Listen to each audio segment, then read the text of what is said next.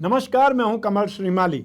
आप सभी का बहुत बहुत स्वागत हमारे चैनल में और बृहस्पति के राशि परिवर्तन के इस एपिसोड में।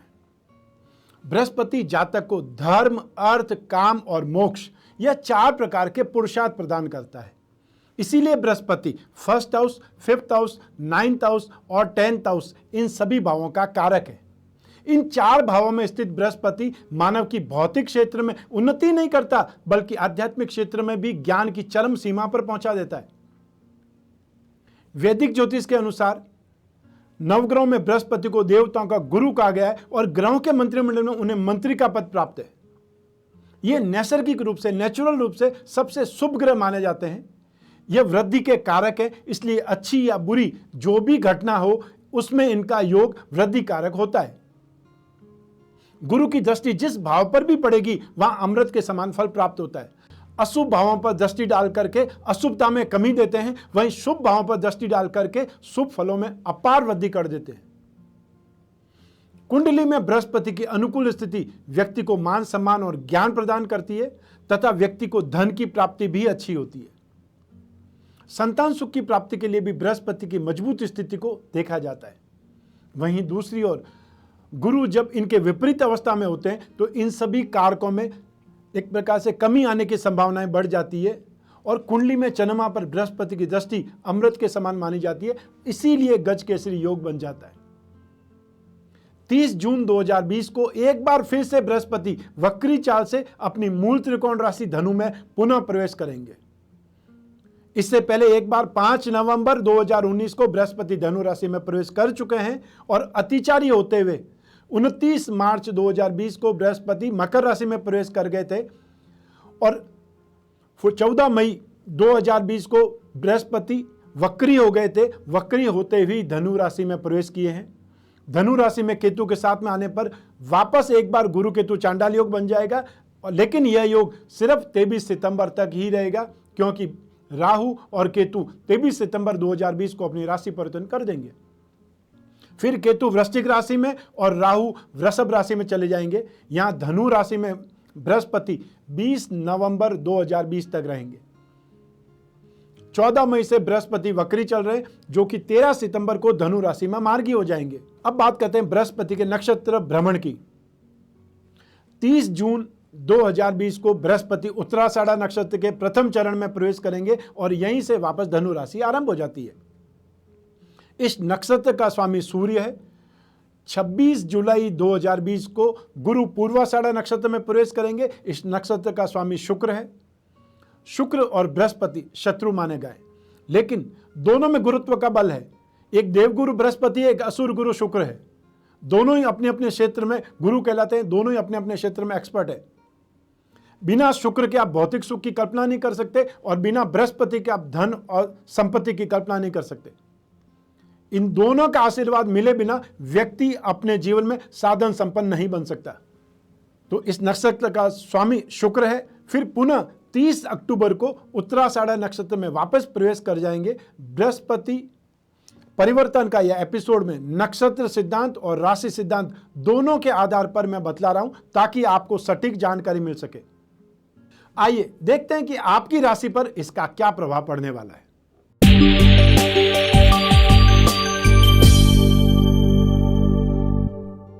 आइए अब बात करते हैं कर्क राशि की। आपकी राशि से 6th हाउस में रोग भाव में गोचरवश बृहस्पति का पुनः प्रवेश आपके लिए मिक्स रिजल्ट देने वाला कहा जा सकता है। यह समय परेशानी, उलझनों भरा रहेगा। रोग परेशान करेंगे, शोक परेशान करेंगे, अपने ही किसी परिजन का अभाव आपको शोकमग्न कर देगा तथा धन के दुरुपयोग या ये बोल सकते हैं धन की क्षति का भय रहेगा। कोई ऐसा इन्वेस्टमेंट जो आपने बहुत मन से किया है और वो डूबने लग जाए, कोई फंसने लग जाए, कोई आपने इन्वेस्टमेंट किया शेयर्स में, इन्वेस्टमेंट किया कमोडिटी में और वो 1 रुपये इन्वेस्टमेंट करके 25 पैसा भी हाथ में नहीं आए, वो स्थिति हो सकती है। इसलिए बहुत सोच समझ करके इन्वेस्टमेंट करिएगा, एक्सपर्ट की सलाह लेकर के करिएगा और उसमें भी एक्सपर्ट की सलाह के साथ में अपने मन की सुनिएगा कि मन क्या बोलता है। बहुत बार व्यक्ति अपनी इंटरनल स्ट्रेंथ है उसको साइड में करके सब दिमाग से फैसले लेता है, तो हर बार दिमाग से फैसले, बुद्धि से फैसले सक्सेस नहीं होते हैं। कई बार मन भी आपको सही सलाह देता है। अब पेरेंटल प्रॉपर्टी को लेकर के भाई बहनों में उलझ सकते हैं, वाद विवाद बढ़ सकता है। स्टूडेंट के लिए यह गोचर अच्छा रहेगा। जो भी कंपटीशन एग्जाम्स हैं, जो भी इंटरव्यू है, उसमें आप बहुत शानदार प्रदर्शन कर पाएंगे, अर्थात आप जो भी अप्रोच करेंगे, जो भी एग्जाम देंगे, उसमें रिजल्ट आपके फेवर में रहेगा। लेकिन राशि से 6th हाउस रोग का है, कर्ज का है, कंपटीशन का है, वाद विवाद का है, अभाव का है। ऐसी स्थिति में स्वास्थ्य संबंधी परेशानियां हो सकती है और स्पेशली मानसिक स्वास्थ्य का विशेष ख्याल करें, क्योंकि बृहस्पति मेंटल स्ट्रेंथ को भी कंट्रोल करता है। जब बृहस्पति 6th हाउस में चला जाएगा, रोग स्थान में चला जाएगा, तो बृहस्पति स्वयं पीड़ित है, तो आपको भी जो वैचारिक दुविधा है, मानसिक दुविधा है या कश्मकश है, एक प्रकार से ये बोल सकते हैं कंफ्यूजन, इल्यूजन की स्थिति आएगी, उसमें आपको पार पाने के लिए बृहस्पति के उपाय करने चाहिए। वैवाहिक जीवन को, मैरिड लाइफ को अच्छे ढंग से चलाना चाहते हैं तो अपने पार्टनर पर बिना बात के शक ना करें। बहुत से लोगों की आदत होती है शक करना, तो शक करके आपको मिलेगा कुछ नहीं, उल्टी आपकी लाइफ खराब हो सकती है। नौकरी पेशा लोगों को आपके खुद के कलीग्स आपके खिलाफ साजिश कर सकते हैं, इसलिए बहुत ज़्यादा सावधान रहना चाहिए। अपनी हर स्ट्रेटेजी, अपनी हर बात ओपन नहीं करें। हर किसी के साथ में बैठ करके सारी बातें नहीं करें, चाहे वो आपके घर की बात हो, चाहे अपने ऑफिस की बात हो, सीनियर ने आपको क्या बोला है, या आप कोई जॉब चेंज करना चाहते हैं, आप सारी बातें ओपन कर लेते हैं और जिसके साथ में बात कर रहे हैं वो ऑफिस का जासूस हो सकता है। तो ऐसी स्थिति में आपने क्या किया? अपने पैरों पर कुल्हाड़ी मारी। यदि आप में यह आदत है तो अभी से बदल दीजिए। जो बिजनेस क्लास है वो अधिक सावधानी के साथ में सावधानी रख करके बिजनेस करें। साझेदारी में, स्पेशली पार्टनरशिप में, फाइनेंशियल मैटर में बहुत ज़्यादा पैनी नज़र बना करके रखें, क्योंकि यहाँ पर आपने थोड़ी सी भी शांति बनाई नहीं, थोड़ी सी भी आपने ढील दी नहीं, लापरवाही बरती नहीं, वो बहुत बड़ा झटका, बहुत बड़ा लॉस दे करके चले जाएंगे। सावधानी हटी और दुर्घटना घटी, इसीलिए कहा जाता है। कोई नए काम में अगर हाथ डालना है तो इस समय काल में अवॉइड करना चाहिए। मैं बोलना चाहता हूं, यह समय आपके लिए इतना फेवरेबल नहीं है, कुछ गलत डिसीजन लेकर के पछताना पड़ सकता है। इसलिए प्लीज़ थोड़ा सा मैनेजमेंट करिए, थोड़ा सोचिए समझिए, उस प्लान को बहुत कॉन्क्रीट रिजल्ट पे ले आइए, फिर आप डिसाइड कर दीजिए। आइए अब बात करें बृहस्पति के दोष निवारण के उपायों की। जिस राशि के लिए बृहस्पति शुभ है वो प्राय उपाय नहीं करते हैं, लेकिन उपाय करने से उस शुभत्व में और इंप्रूवमेंट आ सकता है। एक अमृत है और एक पंचामृत है, बहुत ज़्यादा फर्क पड़ेगा, बहुत ज़्यादा अंतर आएगा। जहाँ पर आपका कोई सर्कल है, जहाँ पर आपकी जान पहचान अच्छी है, वहाँ पर आप रेगुलरली वो जान पहचान को इम्प्रूवमेंट देते रहते हैं, इंप्रूवमेंट करते रहते हैं, लगातार मिलते रहते हैं, तो वो आपकी जान पहचान मित्रता में बदल जाती है। वहाँ पर गहरी मित्रता हो सकती है और वो आपको कई कामों में सहायक हो सकते हैं। और वहीं अगर बृहस्पति अशुभ है तो उपाय करके राहत प्राप्त करनी ही होती है। बृहस्पति ग्रह को शुभता का प्रतीक माना गया है। महिलाओं के लिए इसे पति का कारक और पुरुषों के लिए धन का कारक माना जाता है। बृहस्पति के शुभ होने पर प्रगति, समृद्धि प्राप्त होती है। बृहस्पति के प्रभाव से व्यक्ति का वैवाहिक जीवन बहुत अच्छा हो जाता है और यह आर्थिक रूप से संपन्नता प्रदान करता है और संसाधनों में, अर्थात आपके रिसोर्सेज में इंप्रूवमेंट करता है, वृद्धि करता है। मधुमेह का अर्थात डायबिटीज का सीधा संबंध कुंडली में बृहस्पति से माना जाता है। बृहस्पति की पूजा अर्चना पेट को प्रभावित करने वाली बीमारियों से छुटकारा दिला सकती है।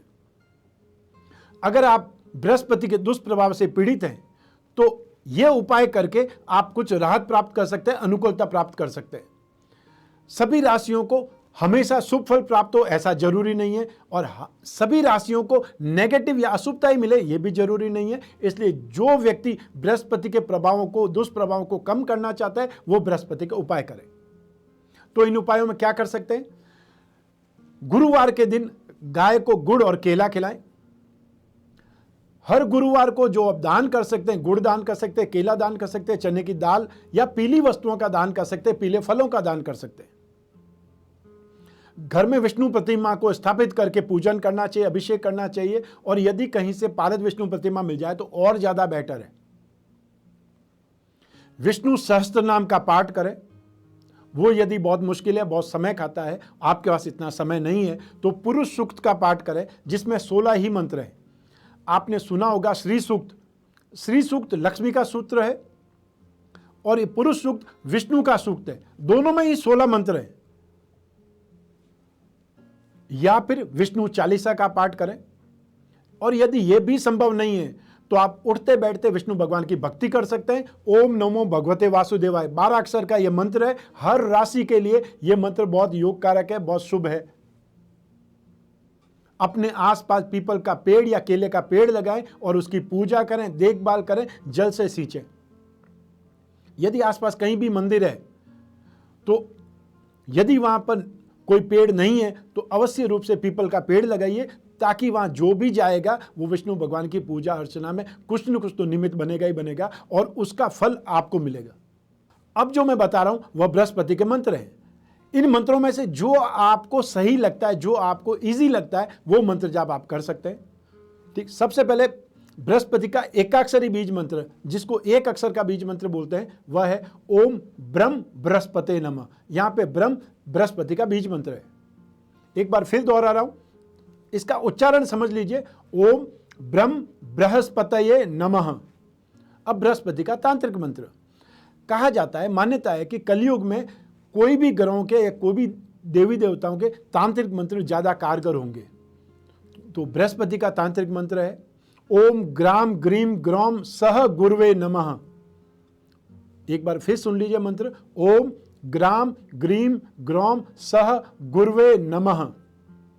अब इसके अलावा जो लोग पूजा पाठ में ध्यान नहीं दे पाएंगे, जिनके पास में समय नहीं है, जिनका इंटरेस्ट नहीं है, वो फिर विष्णु भगवान का या बृहस्पति देव का कवच धारण कर सकते हैं। या तो 10 अवतार विष्णु कवच धारण करें, और या फिर लक्ष्मी और विष्णु का एक साथ में लक्ष्मी नारायण कवच धारण करें। इच्छा आपकी है कि आप लक्ष्मी और विष्णु दोनों को एक साथ मनाना चाहते हैं या फिर विष्णु जी के गुण प्राप्त करना चाहते हैं, यह आपके ऊपर डिपेंड करता है। इस एपिसोड में बस इतना ही। मेरा उद्देश्य आपको जो भी ग्रह राशि परिवर्तन होते हैं उसमें आपकी राशि पर, आप पर क्या इंपैक्ट आएगा, आप पर क्या प्रभाव आएगा, यही बतलाना है। आप अपने जीवन में सफल हो, आप अपने जीवन में बहुत उन्नति करें, बहुत प्रगति करें, और जो आप पर आश्रित है वो आप पर गर्व करें, यही मेरा उद्देश्य है। आज बस इतना ही। स्वस्थ रहें, प्रसन्न रहें, अपना अपने परिवार का बहुत बहुत ख्याल करें। आप सभी को मेरा नमस्कार, बहुत बहुत शुभकामनाएं। ईश्वर आपकी रक्षा करे। बहुत बहुत धन्यवाद।